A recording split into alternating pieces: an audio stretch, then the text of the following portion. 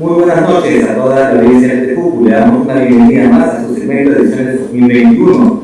Como estamos a un poco más de un mes de los procesos electorales de este año abril 11 de 2021, tenemos una candidata, en este caso la señora Claudia Valdez Iglesias, que se presenta con el número 23 por el Partido Morado. Antes de darle el paso a nuestra invitada, le damos la bienvenida a nuestro conductor. Fernando, ¿cómo estás? Muy buenas noches. ¿Qué tal, César? ¿Cómo estás? Buenas noches con todos los juqueros que nos están viendo en ese nuevo bloque de elecciones 2021, donde, damos a conocer sobre todo las propuestas de los candidatos que estamos sentando una curul en este nuevo congreso que va a legislar del 21 al 2026. Y darle la bienvenida a Claudia Valdez Iglesias, candidata con el número 23 por el Partido Morado. Claudia, ¿qué tal? ¿Cómo estás? ¿Cómo están? ¿Qué tal, Luciano? ¿Qué tal, César? Muchísimas gracias por permitirme estar con ustedes en este espacio.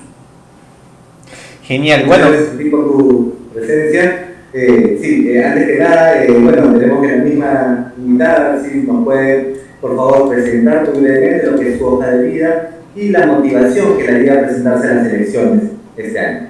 De acuerdo, César. Bueno, soy administradora de empresas, tengo un MBA, enseño en un par de universidades en Lima.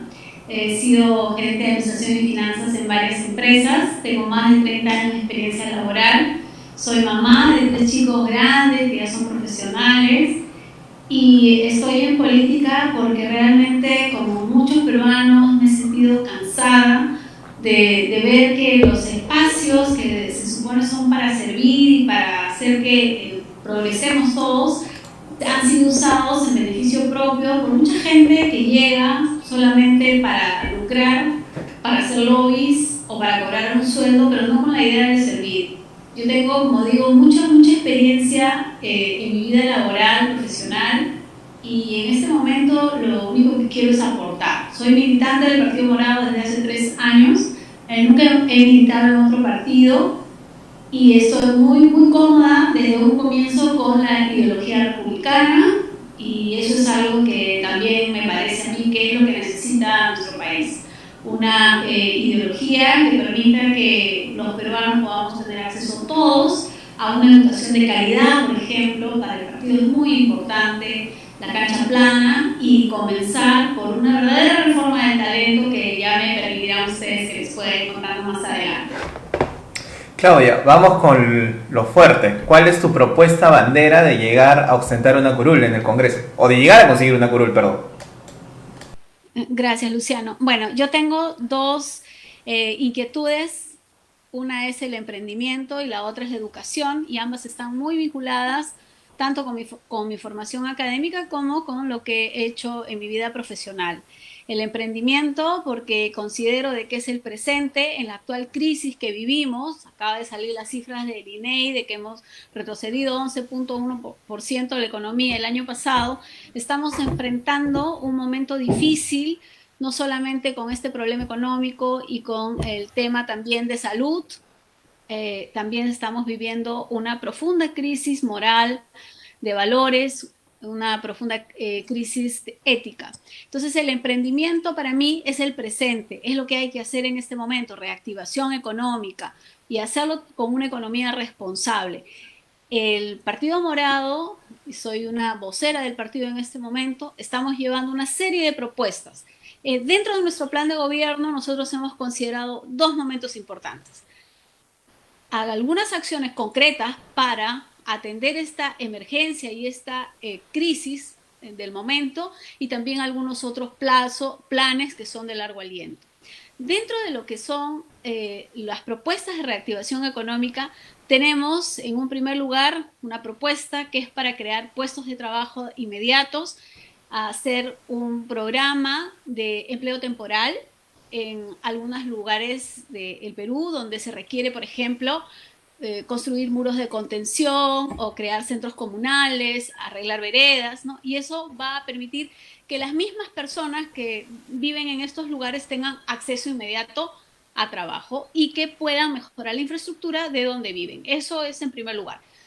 Luego también tenemos pensado en los emprendedores, en los nuevos empresarios, en asignar ciertos incentivos, específicamente en el impuesto a la renta, y hacer de que en los primeros 10 años se vayan pagando porcentajes que pueden irse incrementando de manera escalonada. Esto va a estar en función de la cantidad de personas que el empresario contrate y va a estar en función también del rubro. Se va a priorizar, por ejemplo, aquellos rubros que tienen que ver con incorporar tecnología, ¿no? Ahora ustedes me podrían decir, bueno, pero esto significa que el Estado se queda sin recibir los impuestos. Bueno, hoy día prácticamente ya es oficial que no solamente la economía informal es el 75%, parece que esa cifra, con lo que hemos vivido en los últimos meses, va a llegar a ser 80%. Entonces, de lo que no estamos recaudando nada, la idea es que empecemos a recaudar algo y que a la vez sea un incentivo. Porque una de las cosas que yo he vivido en mi experiencia profesional es que por algún lado se sataniza a los informales cuando en realidad muchas veces esto responde a un estado ausente y a condiciones que han tenido que sobrellevar a algunas personas que no han tenido acceso a educación, por ejemplo, que no han podido formarse y que en realidad han ido al emprendimiento como un sistema de subsistencia. Entonces, esa sería una primera medida. Y luego también tenemos otra medida que es Reactiva Perú. Estamos conscientes de que el programa Reactiva ha llegado a la mediana y a la gran empresa, pero no así a las MIPES. La micro y pequeña empresa también necesita un incentivo y entonces estamos pensando flexibilizar los requisitos para tener acceso a Reactiva. Y tenemos otras propuestas más, ¿no? Que por ejemplo tienen que ver con la construcción de mercados, con créditos blandos, también en la parte económica estamos pensando en los agricultores, porque los agricultores son una parte importantísima de nuestra economía. Estamos hablando de un bono para los agricultores de 1.000 soles y también de ayudarlos de una manera súper efectiva con lo que viene a ser la tecnificación de la forma en la que ellos trabajan la tierra y de esa manera también ayudarlos, ¿no? Otros elementos que... Disculpa, Claudia, me interesa un punto que acabas de mencionar que es sobre el emprendimiento. Te escucho que tienes bastante experiencia en eso y tu enfoque se acentúa en eso. Y es cierto, el 75% de la economía, digamos, en este país, de las empresas, son informales. Y en esta pandemia se ha acentuado mucho más porque los peruanos en realidad somos emprendedores. El tema es que no tenemos las herramientas para poder formalizar ese emprendimiento. Sobre todo en la pandemia han habido muchas personas que desde su casa se han tenido que reinventar. Entonces yo te pregunto a ti, ¿a qué nos referimos con promover el emprendimiento en sí? Estamos hablando de la formalización, y si hablamos de formalización, ¿no? Que esto va a conllevar a una responsabilidad no solamente del Estado, sino también del mismo contribuyente. Recuerdo que en una oportunidad, en un conocido medio local y una periodista muy cuestionada, puso contra la pared a una candidata que justo promocionaba el tema del emprendimiento, y ella hablaba de que en este país para hacer empresa te demoras alrededor de 30 o 45 días. Sin embargo, esta periodista la cuestionó y le dijo que no, que eso es mentira, que uno hoy en día puede sacar una empresa en 2-3 días. La verdad es que uno de los temas de la formalidad es que sí, efectivamente, no sé en qué mundo vivía esa periodista, pero uno, o sea, de repente para esa conocida periodista, en 2 o 3 días podía formar una empresa porque para ella es fácil ir a una notaría, tiene los medios para pagar y la notaría se encarga de todo. Pero el peruano de pie no puede pagar una notaría, ni siquiera la notaría más barata, tiene que hacer su trámite mismo, ir a reservar su nombre, primero la búsqueda, luego la reserva, luego la notaría, la escritura, llevarle el mismo y todo eso, y eso le demora entre 30 a 40 días. Entonces, ¿tú qué propones en darle una solución al tema de pasar de la informalidad a la formalidad? Mira, ahí has hablado de varias cosas súper interesantes. Yo también considero de que esos 2 o 3 días no responden a la realidad, porque solamente para identificar si el nombre calza o no calza tienes que hacer un trámite. Claro, pero es que estamos hablando de alguien que tiene los medios para poder hacerlo, ¿no? Exacto. Queremos hablar de un peruano de a pie en realidad. Fíjate que es tan dramático que estamos en pandemia y que las personas que más se han visto afectadas en la pandemia han sido los que no han tenido conectividad. Y solamente el 40.1% de los peruanos tienen acceso a Internet. Entonces hay 60% de los peruanos que tienen una baja conectividad o no tienen simplemente internet o tienen internet pero no tienen los elementos, ¿no? Para poder conectarse. Entonces, comencemos por ahí, ¿no? Y ahí me das pie a que te diga de que una de nuestras propuestas es esa, fundamentalmente, de que tengamos todos los peruanos acceso a Internet como un servicio básico, porque esto ya no da para más. Tenemos que ir por ese camino. Pero luego hablando ya de la formalidad, hay algo que nosotros hemos evidenciado y es que, por ejemplo, ¿no? Hay tantos organismos dentro del Estado, pero cada uno de ellos tiene un software diferente, por ejemplo, ¿no? Y los software no conversan entre sí. Entonces, eso hace muy difícil también que podamos entrar en lo que es un Estado digital, que esa sería la base para que nosotros pudiéramos tener a futuro un mejor servicio al ciudadano, al emprendedor, ¿no? Que le pudiéramos dar herramientas para que abriera una empresa de una manera más expeditiva. Entonces son varias cosas, ¿no? Hay que ir a ese estado digital, que es lo ideal, hay que hacerlo desde el Estado, esto se hace desde el gobierno, ¿no? Son políticas que hay que tomar desde ahí y también dentro de las municipalidades, por ejemplo, ¿no? Hay una infinidad de requisitos que piden unas y que no piden otras y viceversa, ¿no? Entonces ahí también tendríamos que trabajar ese tema de homogenizar o tratar de hacer un poco más racional aquellas cosas que se le piden al emprendedor, porque la idea es justamente facilitar que se formalice. Entonces, si nosotros estamos en una economía que mañana pasado ya va a salir la cifra que casi ya es 80%, entonces estamos viendo de que lo que hemos hecho, la receta que teníamos no nos ha funcionado. De ahora en adelante hay que hacer las cosas diferentes. Y las cosas de las que yo estoy hablando, que es el acceso al Internet como un servicio universal, de la digitalización del Estado, de homogeneizar los trámites, son parte de lo que va justamente a hacer ese cambio que está esperando el emprendedor y el empresario peruano. Vamos a interactuar un poco con el público. Antes de darle pase a César, porque creo que está con su pregunta, y disculpa César, pero acá una usuaria, digamos, de la transmisión, Linda Lema, nos pregunta, y es cierto, aparte de la informalidad y aparte de que tenemos un estado esquivo a veces para formalizar tu propio emprendimiento, tu sueño, tu empresa, pero hay gente que quiere emprender pero no tiene dinero para formalizarse.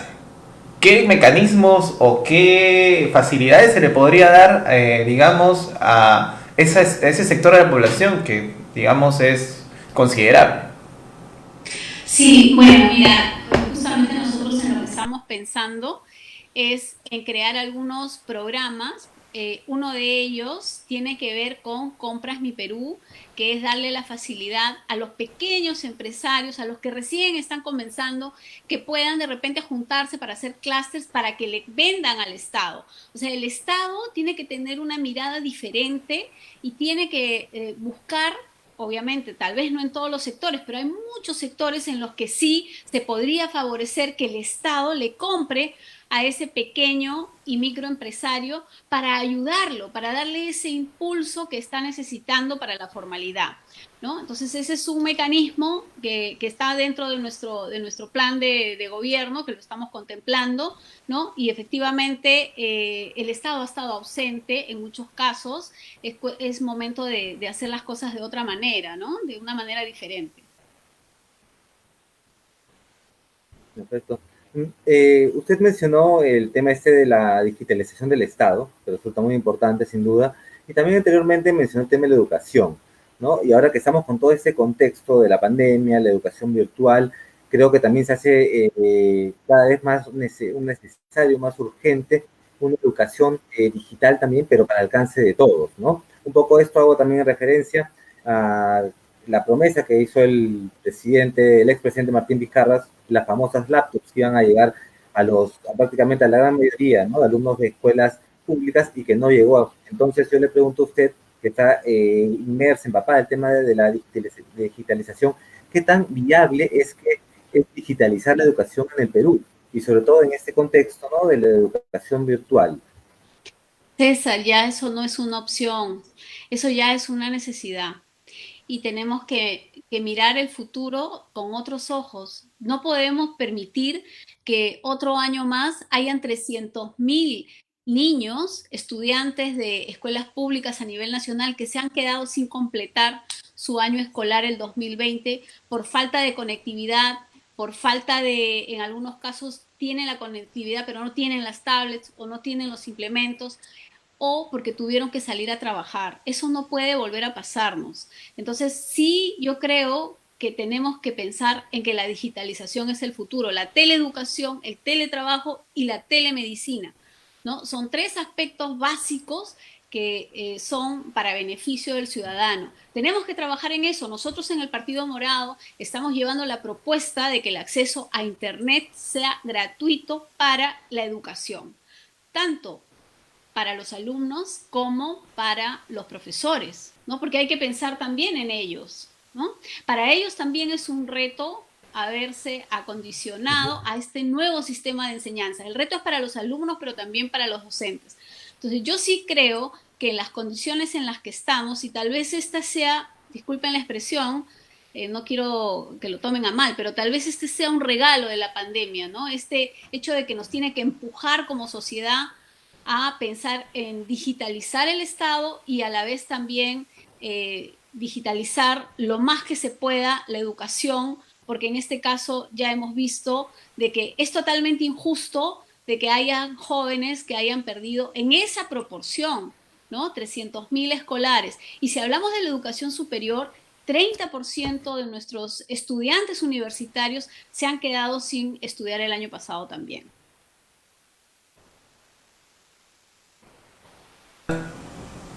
Sí, ha visibilizado muchas brechas y barreras que no permitían que el Perú cuente con una sociedad más inclusiva, más integradora. Y esto, sobre todo, se acentúa en la educación.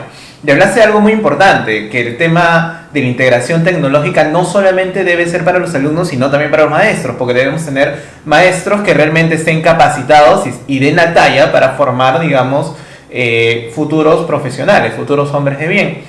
Sin embargo, durante todos los años el tema de la educación en el sector, digamos, de los profesores ha sido un problema latente, más que todo por la capacitación.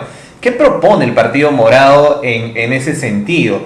Porque ha habido un examen, luego se debatió en el Congreso que ese sector de profesores que habían sido jalados iban a regresar, pero sin embargo, al fin y al cabo son personas que han estado ejerciendo la docencia y si bien es cierto,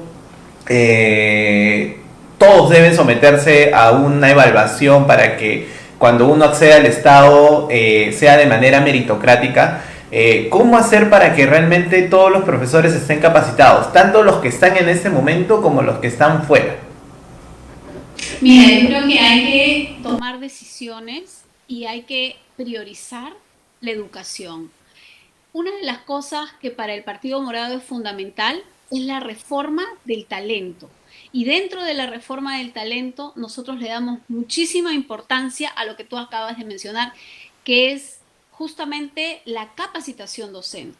En todos los niveles, todo es importante, ¿no? Ahí es donde nosotros tenemos que invertir, porque nosotros no podemos pretender tener una sociedad de ciudadanos conscientes de deberes y derechos si es que no estamos formando a esos ciudadanos con una educación de calidad. Entonces, la respuesta está en una decisión política para mejorar esos niveles de educación y decirle no a aquellos partidos políticos que ven la educación como algo accesitario, secundario o simplemente como un motivo de lucro.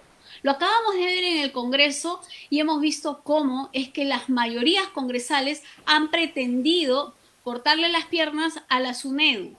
¿Por qué? Por beneficios personales, por beneficios empresariales. Eso no puede volver a suceder. Tenemos que robustecer, por ejemplo, a la SUNEDU, tenemos que darle las fortalezas que necesita, por ejemplo, que los miembros que están dirigiendo el SUNEDU sean escogidos por el MINEDU ya es un problema. Tenemos que darle más autonomía, tenemos que darle más importancia a la educación y pasa por eso. Es más, no solamente deberíamos controlar calidad de educación en la educación universitaria. Esto tendría que extenderse también a los estudios superiores técnicos, por ejemplo, o a los institutos, ¿no? Entonces, más bien, tenemos que cambiar el chip y empezar a pensar diferente, profesionalizar el tema de los profesores, darles más capacitación, darle la importancia que realmente tiene el tema, ¿no? Yo creo que va por ahí y se puede hacer. Es decisión política. Lo que has mencionado es algo que más bien va a pesar bastante ya en estos próximos meses, que es marzo y abril, sobre todo los alumnos que han estado en estas universidades que no han conseguido la licenciatura. Diferentes líderes políticos o bancadas o posiciones se han mostrado algunos en contra de las universidades que no han sido licenciadas y otros sí a favor. Sin embargo, acá lo que debe importar es el estudiante, ¿no? Si bien es cierto, estas universidades no cumplían con los requisitos mínimos para poder lograr la licenciatura y que se acrediten sus carreras sobre todo, pero ¿qué hacemos con los alumnos? Porque, bueno, se planteó que las universidades públicas tengan cierto cupo para que estos alumnos pasen ahí, pero la oferta y la demanda es incongruente, ¿no? Y la oferta que brindan otras universidades también no es accesible en términos económicos para ellos, ¿no? Porque estas universidades que no han sido licenciadas de una u otra forma ofrecían un precio por debajo del mercado y les daban, digamos, una oportunidad. Muchos dicen, no, pero es que se tienen que esforzar, tienen que estudiar. Sí, pues, pero caramba, estás hablando que en un país donde la alimentación es pésima, donde la educación básica es pésima, no le puedes pedir pues a un alumno en esas condiciones que quiera ingresar a San Marcos. Claro, el que quiere hacerlo lo puede hacer, se puede esforzar y todo lo que quieras, pero estamos hablando en un país donde las cosas se necesitan, digamos, para ayer, ¿no? El tiempo te gana, la necesidad te gana. Entonces, ¿qué se plantea para digamos, este bolsón de alumnos que no estamos hablando de unos cuantos, estamos hablando de más de 200.000, por ahí estamos hablando de un promedio, si más no me equivoco, César, por ahí, o de repente Claudia tú tienes el dato exacto, ¿no? Pero ¿qué se va a hacer con ellos justo en estos meses que ya se integran nuevamente a un año universitario? Mira, Luciano, yo lo primero que creo, y es que coincido plenamente contigo, es que lo que tenemos que hacer desde el gobierno es no abandonar a esos estudiantes. Los padres de familia han hecho un gran sacrificio por poner en las universidades en las que han podido poner. Y acá quienes han fallado han sido los malos empresarios, los que han ofrecido un producto que no era tal. Entonces ahí está el problema, pero sí coincido contigo en que tenemos que encontrar una solución inteligente para reacomodar a estos jóvenes que verdaderamente yo considero que son víctimas de un sistema corrupto, porque decir que uno está enseñando en una universidad en un nivel y hacerlo en un nivel muy por debajo del estándar permitido, eso es una estafa. Y hay que hablar las cosas claras. Pero sí, yo estoy consciente de que dentro del Estado lo que tenemos que hacer es apoyar a esas jóvenes y encontrar alguna salida. Ya se han hecho algunas, se han tomado algunas decisiones y como tú dices, hay algunos jóvenes que todavía no encuentran respuestas, pero tenemos que encontrarlas. Nosotros en el Partido Morado, si nosotros somos gobierno, si los peruanos nos favorecen con su voto, estamos dispuestos a luchar por la educación de esos jóvenes y por reacomodarlos donde se pueda o donde se tenga que hacer. Es cuestión de tomar conciencia de que no son ellos los responsables y hay que apoyarlos.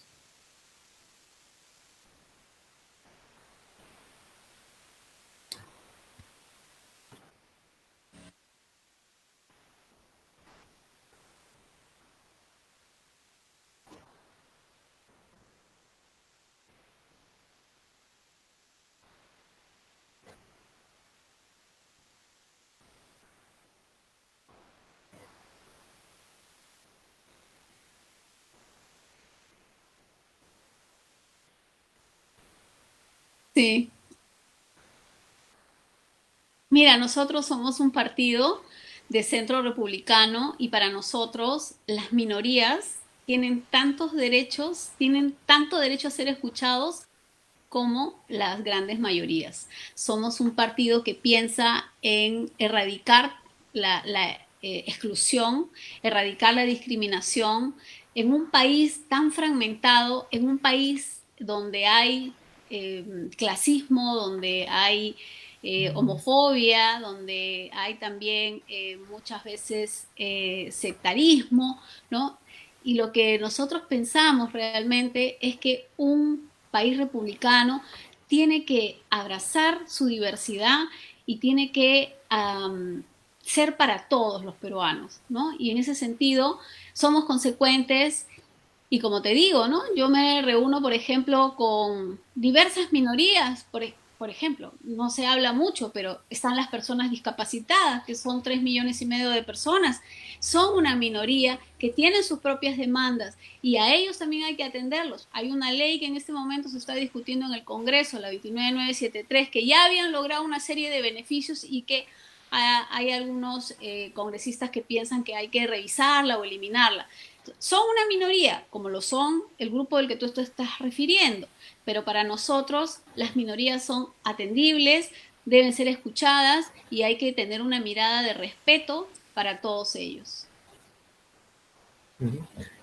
Existe la percepción en cierto sector del electorado, de la población y también de la opinión pública de que el Partido Morado o un eventual gobierno del Partido Morado para el 2021 vendría a ser un continuismo de lo que ha sido la gestión de Martín Vizcarra, ¿no? Más allá de lo que, de los, digamos, los rostros que puedan haberse repetido, de alguna manera también digamos, la visión política, es decir, ¿no? El respeto efectivamente por la economía social de mercado que ha venido trabajando este gobierno y que también por lo que la escucha usted están muy interesados en mantener y en dinamizar efectivamente y también políticas sociales que puedan considerarse progresistas. Entonces la pregunta ahí que yo le haría es, ¿dónde habría concretamente esa diferencia, ese punto de cambio de un continuismo de lo que hemos venido viviendo en los últimos, digamos, 5 años, ¿no? Con un gobierno del Partido Morado. ¿Por qué sería diferente, candidata? Un gobierno del Partido Morado es un gobierno que lo que va a impulsar definitivamente es la inversión privada, la inversión pública, ¿no? Donde nosotros estamos apostando por la educación, por la ciencia, por la tecnología, donde queremos darle la importancia de vida al sector agrario, por eso es que lo mencioné en algún momento como uno de los sectores claves, ¿no? Y donde también tenemos planes para los diferentes sectores, reactivar, por ejemplo, el tema del turismo, que está tan venido a menos, hablar sobre los temas de corrupción, cómo enfrentar la corrupción, etcétera. Yo no podría hacer un símil entre el gobierno de Vizcarra y el Partido Morado, porque me parece a mí que no corresponde. Vizcarra ha tenido un gobierno producto de la vacancia de PPK, ¿no? Y yo no creo que haya nadie más de derecha que PPK, ¿no? Y no somos un continuismo para nada. Nosotros como partido no tenemos nada que ver con el gobierno fallido de Vizcarra, como tampoco tenemos nada que ver con el actual gobierno de transición del presidente Sagasti. Y eso quiero también mencionarlo. Así que son dos cosas totalmente diferentes. Te agradezco que lo preguntes para marcar esa posición clara. Nosotros tenemos un plan de gobierno, hemos trabajado en él, yo he sido parte de ese equipo, más de 100 profesionales, hemos trabajado durante varios años este plan. A raíz de la pandemia, el 2020, hemos tenido que incorporar una serie de medidas urgentes, evidentemente, en función a la crisis, ¿no? Y nuestra apuesta es totalmente diferente a un gobierno Vizcarra. Ahora, también quisiera mencionar de que este gobierno de los últimos 5 años, ha sido un gobierno atípico, ¿no? Hemos tenido varios presidentes en un mismo periodo, ¿no? Ujú. Y que ha sido un gobierno marcado por el obstruccionismo, marcado por las rencillas entre el poder legislativo y el poder ejecutivo y legislativo, perdón, y donde en un escenario en el que es muy difícil gobernar, ¿no? Porque cuando hay tanto enfrentamiento entre los dos poderes del Estado, bueno, hay un tercero que es el poder judicial, pero en este caso, tanto enfrentamiento entre el poder legislativo y el poder legislativo ha sido muy dañino para el país. Y eso es algo que tal vez me permitan poderle decir a los peruanos que si van a votar por un partido, traten de mantener el partido y el Congreso, porque no podemos volver a tener otra figura como la que hemos vivido en los últimos 5 años. Ya necesitamos, los peruanos, sacudirnos de tantos odios y de tanta mala leche, ¿no? que ha habido y empezar a realmente trabajar por los peruanos, a que los planes se cumplan, ¿no? Que la gente que tiene que gobernar no se esté cuidando las espaldas, que dentro del Congreso la gente realmente vaya a trabajar. A mí me parece una cosa increíble que los congresistas no sean conscientes de que 3 de cada 4 peruanos se ha quedado sin empleo, pero ellos sí tienen trabajo. Entonces lo que quisiéramos es que se dediquen a hacer leyes y que se dejen de obstruir, ¿no? Yo creo que aquí tenemos que ponernos a reflexionar todos, ¿ya? Porque todos somos parte del problema. Esa es una de las razones por las que yo estoy haciendo política, porque yo podría ya de repente pensar en pocos años en jubilarme y quedarme tranquila, pero realmente me he dado cuenta de que hay espacios políticos que la gente que quiere trabajar la tiene que tomar, ¿no? Ojalá votaran por el Partido Morado, ojalá votaran por mí para representarlos y hacer un cambio, ¿no? Esta política peruana ya no da para más. Esos odios, enfrentamientos, ataques, diatribas, confabulaciones, horrible, es horrible. Y yo siento que también la prensa, y les agradezco mucho que me hayan invitado por eso, porque en general yo veo que la prensa ha cogido una animadversión insólita contra el Partido Morado, nos chancan todo el tiempo, nos quieren hacer ver como que somos gobierno. No somos gobierno, señores. El presidente Sagasti está como presidente de la República porque hubo una vacancia de 105 congresistas que la gente en la calle, que los peruanos de a pie repudiaron por la forma en que se hizo. Y ante esa crisis política, el Partido Morado puso el hombro y prefirió quedarse sin su segundo vicepresidente en su plancha para encontrar una salida. Es por eso que Sagasti está ahí. Y con toda la ética posible, porque el presidente Sagasti la tiene, es un hombre de honor, él decidió hacer su gobierno de transición. Y yo no entiendo, hay gente que no lo cree, pero es así. Él no tiene nada que ver con los morados ahora. Él tiene la responsabilidad de, durante pocos meses, hacer un gobierno de transición, de cuidar que el 11 de abril vayamos a votar y cuidar que en julio, el 28 de julio, haya un cambio de mando. En eso está, ¿no? Bueno, espero haber aclarado lo que me han preguntado. ¿Y usted tiene la completa seguridad de que con el presidente Francisco Sagasti la legitimidad, la transparencia del proceso electoral está garantizado? Sí, yo considero que sí, estimado César.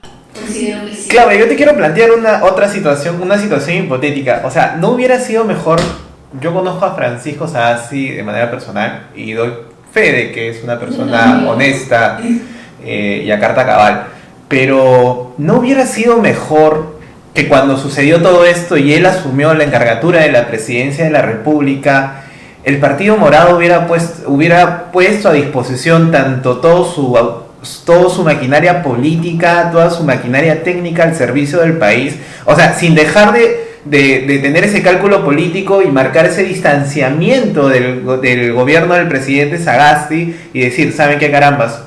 O sea, creo que se dieron un poco la presión de decir, oye, ya, como Francisco está en la presidencia, ustedes no pueden postular, ¿no? Pero, o sea, caramba, o sea, ¿qué moral tenían las otras personas para poder decir eso? Entonces, ¿por qué marcar ese distanciamiento y por qué no realmente demostrarle al país en estas pocas semanas que han pasado, bueno, prácticamente ya un poco más de 2 meses, ¿no? Y todavía hasta julio, demostrarles que el Partido Morado sí podía reflejar lo que pregonaba, ¿no? Porque este distanciamiento, más que ayudarlos, creo que los ha, bueno, las encuestas están manipuladas de todas maneras, pero digamos, ha sido muy negativo para ustedes en el tema de la percepción. O sea, ¿por qué no sumarse al gobierno del presidente Francisco Sagasti y decir, acá estamos y vamos a demostrar en la cancha de lo que somos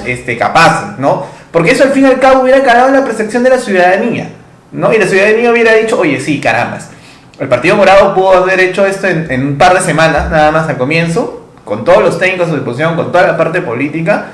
Confiemos y votemos por ellos en abril, el 11 de abril. ¿Por qué no hacer eso en vez de marcar distancia del presidente Sagasti? Entiendo el tema de la democracia, entiendo el tema de la ética, entiendo el tema, bueno, que no es ética en realidad, el tema de una separación, digamos, de tanto la parte política como la parte ejecutiva, pero carambas, o sea, yo veo al presidente Sagasti que, o sea, está en la parte técnica, pero le falta todavía la parte política. Lo veo solo en realidad.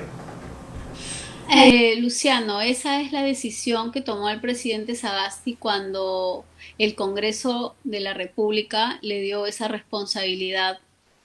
No, no gobernar con el Partido Morado. Y nosotros consideramos que eso era lo que se tenía que hacer, porque si nosotros hubiéramos intervenido y en este momento los 18 ministerios estuvieran con algún morado o no, no sé, de repente la crítica sería más dura. Claro, pero eso de que los ministerios estén con algún morado puede suceder como que estén con un presidente, en todos los gobiernos pasa, o sea... obviamente los partidos entran con sus técnicos, ¿no? Creo que esa crítica que más que todo siempre va a venir de la parte de oposición, siempre va a estar, ¿no? Entonces creo que a mi parecer hubiera sido genial que hubieran demostrado en la cancha en estos meses de lo que era capaz el Partido Morado, ¿no? De lo que pregonaba. Pero bueno, vamos a cambiar de tema. Julio Guzmán, que es el candidato presidencial del Partido Morado, ha afirmado de que con él este año se vacunaría pues una gran cantidad de peruanos. Se tiene ya comprometido una cantidad considerable, casi 80 millones de dosis de vacunas, ¿no? Sin embargo, digamos, estamos ya terminando febrero, tenemos 1 millón. Si bien ciertas comprometidas estas 80 millones de vacunas, el plazo de entrega no calza en sí, ¿no? Entonces, ¿cómo va a ser el Partido Morado a partir del 28 de julio para poder vacunar a casi toda la población peruana? Bueno, sí, lo que nosotros nos hemos comprometido es en tener al 31 de diciembre vacunada a la población adulta del Perú, ¿no? Y estamos contando efectivamente con que ya hay un cronograma que está establecido de entregas y evidentemente lo que falte se tiene que comprar. Y hay otras acciones también que nosotros que vamos a impulsar, ¿no? Hay que darle la importancia debida al tema y para lo cual una de las primeras cosas en las que hay que pensar es una verdadera gobernanza para el tema, ¿no? Lo que está proponiendo el partido es un SAR de vacunas que verdaderamente tenga autonomía para hacer esta negociación, por ejemplo, con los laboratorios internacionales y que se pueda realmente traer las vacunas que se necesitan. Pero además también estamos pensando en incorporar en este proceso de vacunas a más o menos son unos 15.000 estudiantes de carreras que tienen que ver con la medicina y afines para que ellos puedan ayudar con este proceso de vacunas. También estamos hablando de hacer una digitalización del proceso para que haya transparencia y para que se pueda ver en línea el avance, ¿no?, de las personas que van siendo vacunadas. También estamos hablando de reactivar las 1.600 postas médicas que hay a nivel nacional para que en estas se pueda dar el proceso de vacunación. Entonces son varias cosas, ¿no? No es solamente una promesa aislada del 31 de diciembre cumplir con esta vacunación, sino que tenemos todo un plan establecido. Y acá también quisiera hablar de algo que nosotros queremos incorporar, que es un tema comunicacional, ¿no? Hay demasiados fake news, hay demasiada desinformación, y entonces también pensamos que ahí hay que corregir ese tema desde el Estado, ¿no? Candidata, con respecto al tema justamente de las vacunas, empezó a circular en las redes un video de Julio Guzmán donde él mencionaba de que no consideraba conveniente, ¿no?, que la parte privada interviniese en la gestión, ¿no?, de la vacunación. Incluso, bueno, dijo que había un cierto fundamento científico, pero la verdad en el video no muestra un estudio en concreto. La pregunta es, ¿cuál es el problema directamente con que intervenga el sector privado en el tema de la vacunación, ¿no? Por supuesto que respetando algún tipo, ¿no?, de cronograma con el Estado, pero ¿por qué considera su partido de que no es el momento que los privados intervengan? Sí, gracias César. Mira, consideramos que no es el momento, efectivamente ese es el término correcto, porque en este minuto lo que se sabe es que los laboratorios están negociando con los estados, no con las empresas privadas, ¿no? El trato se hace a ese nivel. Y por otro lado hay un cronograma, ¿no? Primero hay que cumplir con la vacunación de los profesionales que están en la primera línea de atención, ¿no? Médicos, enfermeras, asistentes médicos, pero también están los policías, los serenos, etcétera, ¿no?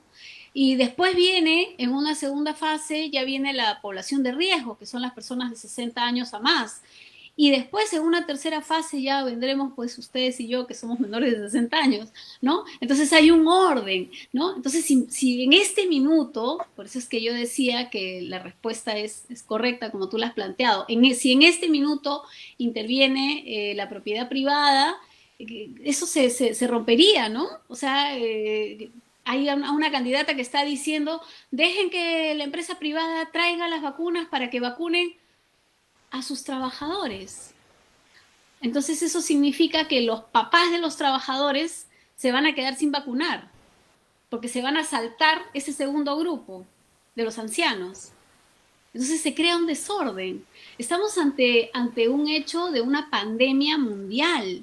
No es una cosa sencilla, ¿no? Y yo creo que hay que tomar esto con bastante tranquilidad y también con prudencia, y no hay que lanzarse ofreciendo cosas populistas y generando expectativas en las grandes empresas, pensando de que mañana pueden llamar a un laboratorio y les pueden traer las vacunas, cuando la realidad es que no hay stock, no hay stock en este minuto. Es verdad que hay países del primer mundo, particularmente, que se han sobreestoqueado, ¿no? Hace 2 meses se hablaba, por ejemplo, que Canadá tiene el doble de cantidad de vacunas que requiere para su población, ¿no? Hay varios países que han hecho eso.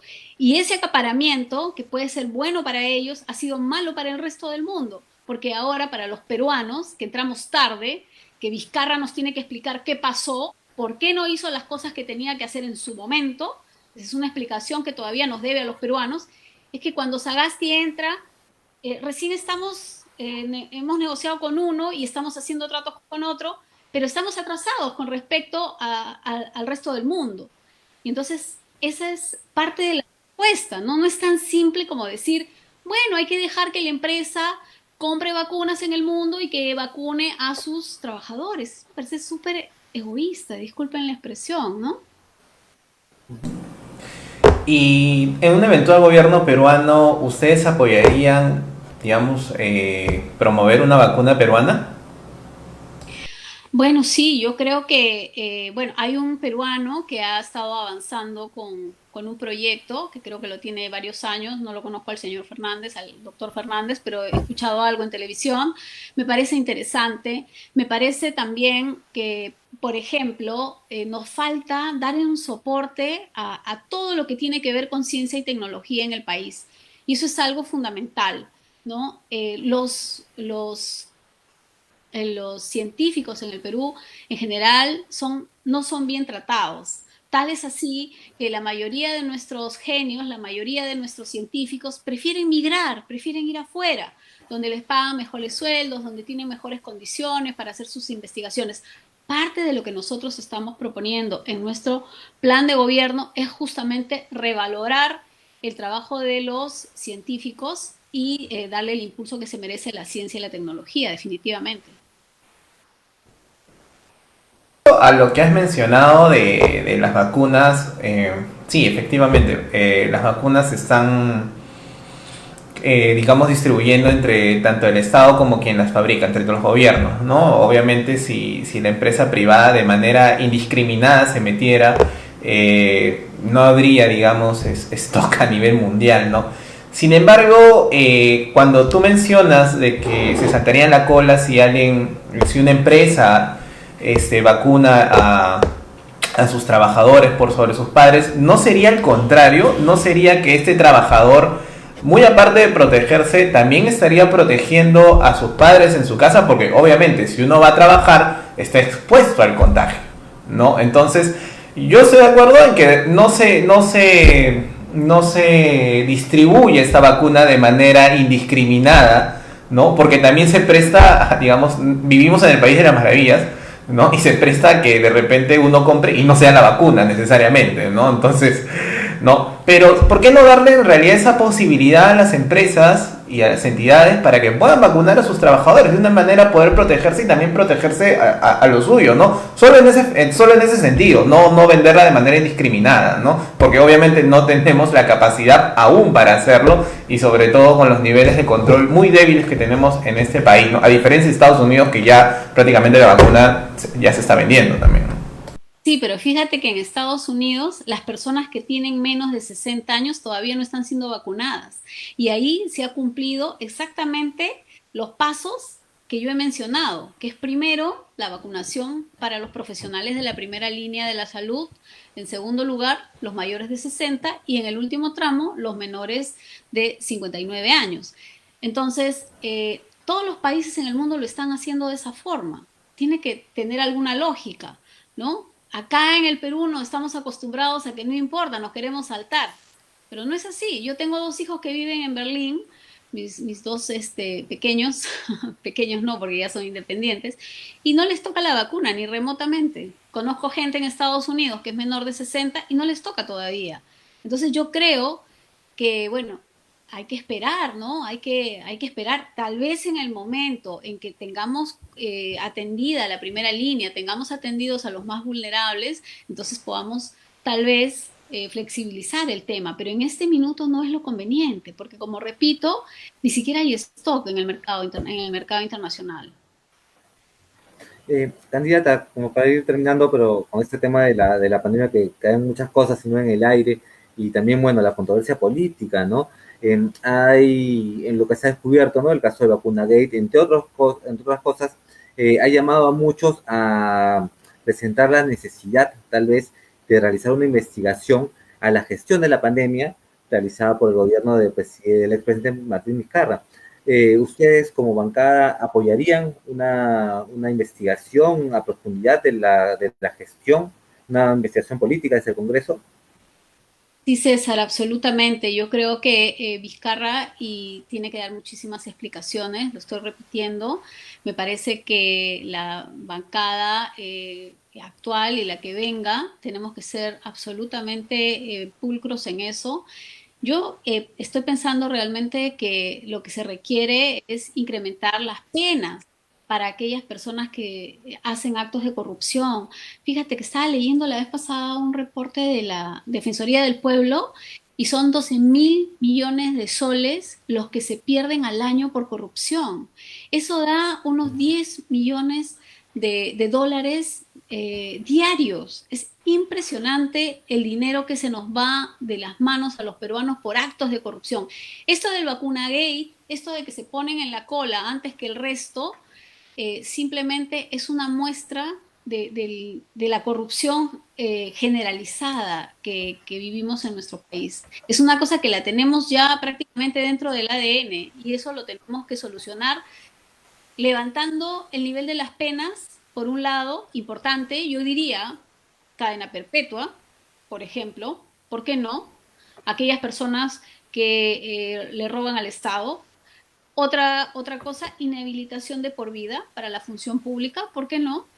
Si no son capaces de comportarse correctamente con los dineros de los peruanos, pues que asuman sus consecuencias, pero que esas consecuencias sean ejemplares. Y también hay algo que es importante y que tiene que ver con la educación y es algo que a mí me interesa mucho porque les contaba que soy educadora, soy profesora en la universidad. Por ejemplo, tenemos que volver, creo yo, con fuerza a la educación cívica en los colegios. Tenemos que empezar a hablar de valores, tenemos que empezar a hablar de la historia de la corrupción, ¿no? Hay un libro que seguramente ustedes lo conocen, de Ernesto Quirós, un peruano que escribió Historia de la corrupción en el Perú. Yo creo que haría mucho bien que nuestros estudiantes empezaran a estudiar estos temas, ¿no? Y revalorar también lo que dije, la educación cívica, la ética, el respeto, a las normas, el respeto a los demás, entender qué cosa es el bien común, entender, por ejemplo, qué hace un alcalde en una municipalidad, cuáles son sus funciones, hasta dónde hasta dónde puede llegar con su gobernanza, ¿no? Entonces hay muchas cosas que como ciudadanos no tenemos, pero que podemos ir formando y que esta desgracia que nos está pasando, porque para mí más que crisis económica y crisis de salud, es una crisis moral, porque si ustedes piensan que la base de todo es justamente la corrupción, si no hubiera habido esta cantidad de corrupción en los últimos gobiernos en el Perú, probablemente nosotros no tendríamos el drama de la falta de oxígeno, no tendríamos el drama de la falta de las camas UCI, porque tendríamos los hospitales que nos merecemos y tendríamos los servicios de salud que nos merecemos, pero no los tenemos porque nos han robado por muchísimos gobiernos. Estamos hablando de decenas de años.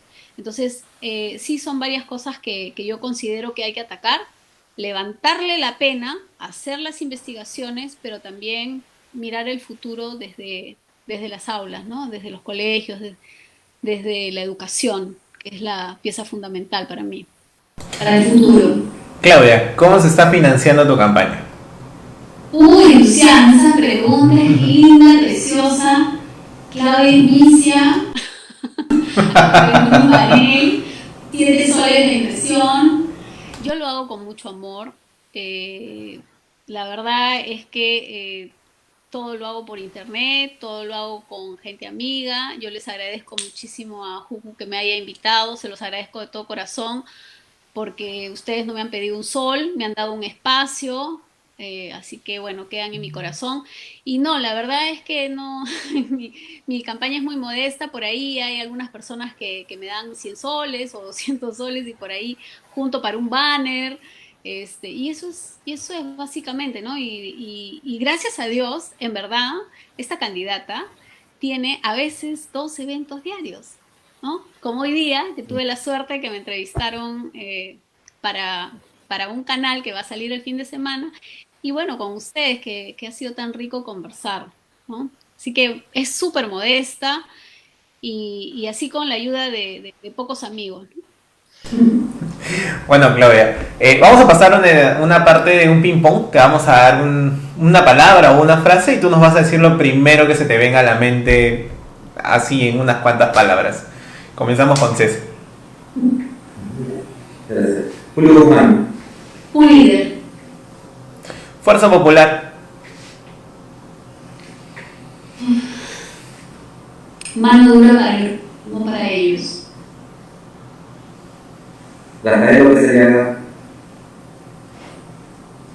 Un empresario que le debería dar, yo creo, muchas explicaciones a los peruanos de sus monopolios, de sus empresas monopólicas. Plantas de oxígeno. Faltan mucho por hacer. Constitución del 93. Una constitución que nos ha ayudado a crecer. Vacancia.